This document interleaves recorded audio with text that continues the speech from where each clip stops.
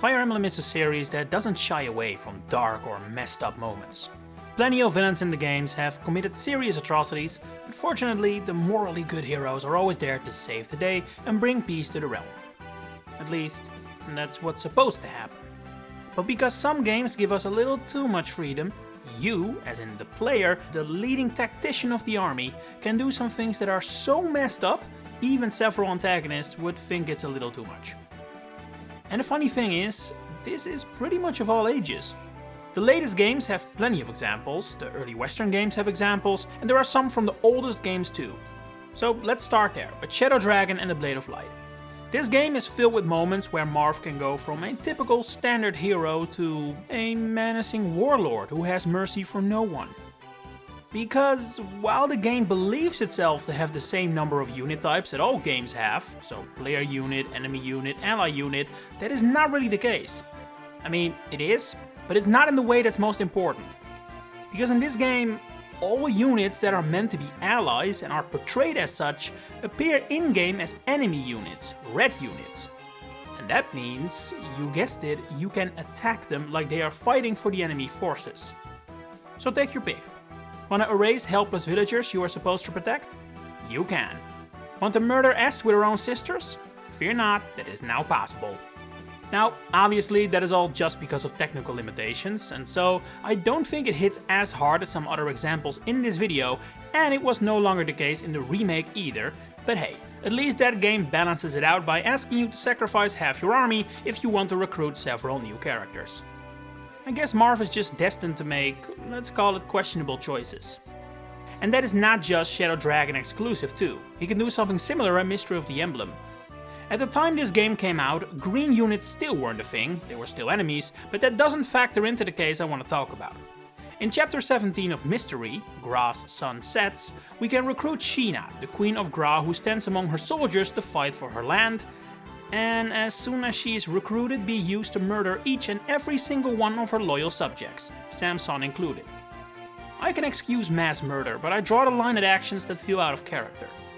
Must have been what IS thought, because they actually went back and altered this sequence for New Mystery of the Emblem, the DS remake. Not only is it impossible for Sheena or Samson to attack Gra soldiers, the option just flat out doesn't appear, even more steps were taken to prevent Marth from betraying her trust. If you attack her soldiers with anyone else, who still can, Sheena actually defects from your army the moment you do so. She even has a unique line of dialogue, then changes back to an enemy unit and becomes impossible to recruit. It's wild to me that they actually went back and adjusted for this. Keeping it when it was in the original is one thing, but newly adding it to the remake is a level of dedication I didn't necessarily expect. Then again, I'm not so sure why I wouldn't necessarily expect it, since the president was there. In Path of Radiance, a similar situation can occur in chapter 20, defending Talrega. The boss of this chapter is Shiharam, Jill's father, leading to a potentially awkward and painful fight on the battlefield, if you make that happen at least. But if you do, you better make sure you're prepared. You see, if you attack Shiharam with Jill, she will defect and join his side, turning into an enemy unit, unless you've been able to build up an A support between her and another unit by the time chapter 20 starts. It's such a cool moment, such a cool idea, and one I'm extremely surprised hasn't really been revisited since. I guess you could count moments like Kaze and Fates, but that one feels a lot more forced than Jill's conundrum, especially since here you have to instigate the moment yourself. It basically asks you not to just consider your moves on the battlefield from a tactical perspective, but also from a story or character accurate one. You wouldn't send a daughter to kill her own father, that's not a good tactical move. Now suffer the consequences. That your actions have consequences is something Awakening also tries to teach you, which can then potentially result in another pretty messed up moment. In Severa's paralogue, she initially refuses to join your army, continuing to function as a green unit until she has convinced Holland to leave her ragtag bandit group. But the thing is, Holland isn't a green unit, he's an enemy. And so you can kill him rather than wait for Severa to talk to him. And if you do just that, Severa will get furious, refuse to join your side, and switch allegiances to the Red Army. So to summarize, not only have you now just completely ignored Severa's wishes and killed a pretty innocent man, she has now also become an enemy of yours. And that means you can use either her father, her mother, or hey, why not both paired up, to kill their own offspring.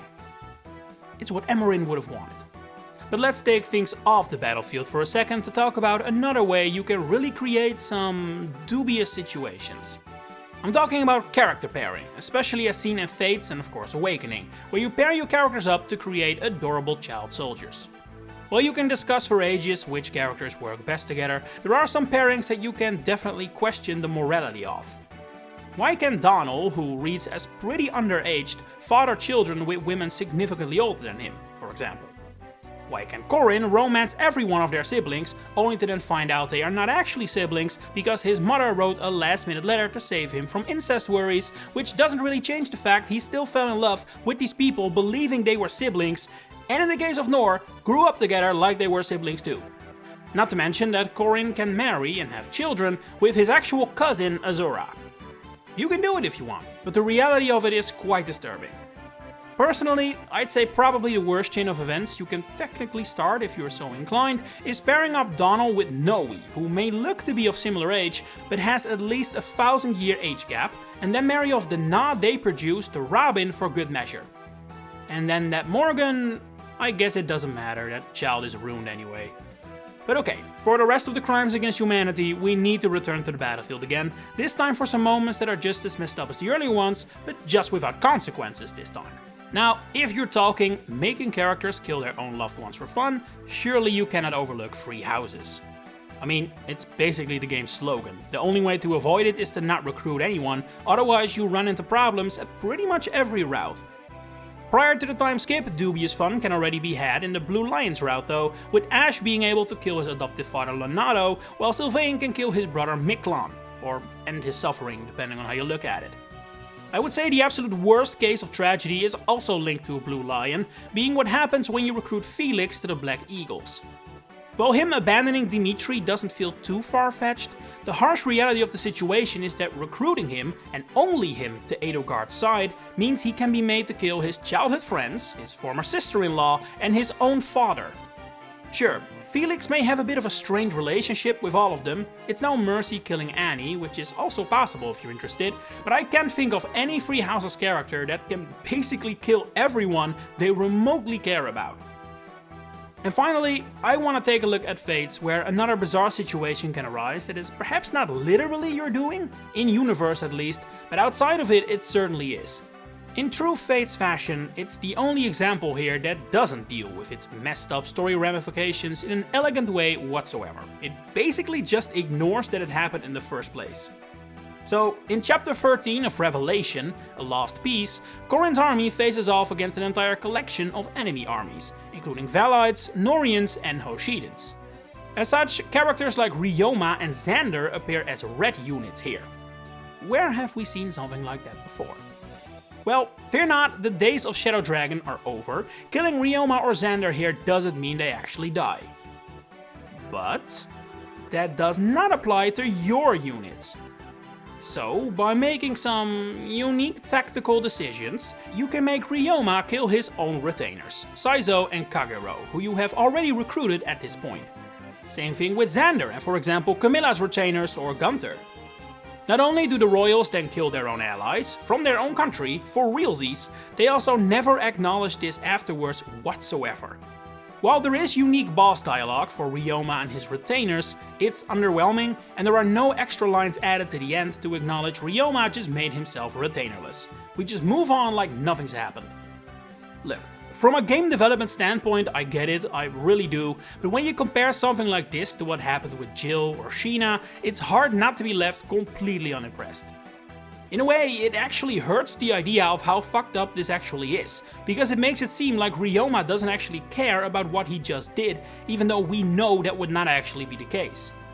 And what's even weirder is that compared to Jill or Sheena, I think Ryoma killing someone is much more likely. The other two require you, the player, to make a decision that is pretty unconventional, even more so in Sheena's case. But here? Sure, the mission might not be to defeat Ryoma or Xander, but they are clearly interfering and it's impossible to reach the boss without engaging at least one of them.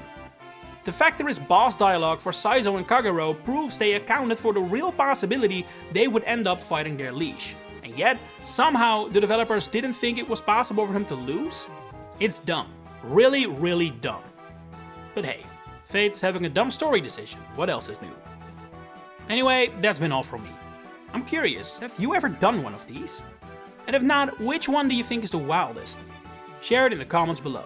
If you enjoyed this video, please consider giving it a like and subscribing. If you really want to support me, you can now become a channel member to get all kinds of fun perks and help me keep bringing these videos to your doorstep every week.